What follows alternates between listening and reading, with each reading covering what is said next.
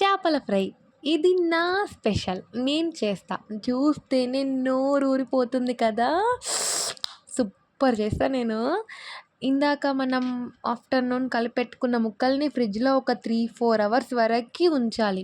తర్వాత ఆయిల్ కొంచెమే ఎయాలి. ఎక్కువ ఏసుకోకూడదు. ఎందుకంటే ఎక్కువ చేపల ఫ్రైకి ఆయిల్ మంచిది కాదు. తర్వాత వాటిని దేంట్లో యూజ్ చేయలేం మనం. అందుకే కొంచెమే ఆయిల్ వేసుకొని ఫ్రై చేసుకోవాలి.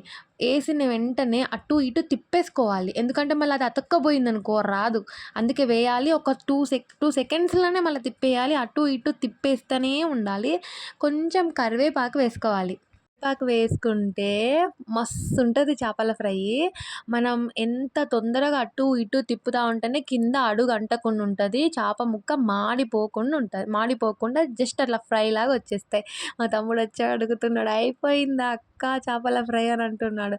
"అయిపోయింది నాన్న లాస్ట్‌కొచ్చేసింది" అని చెప్పేసిన.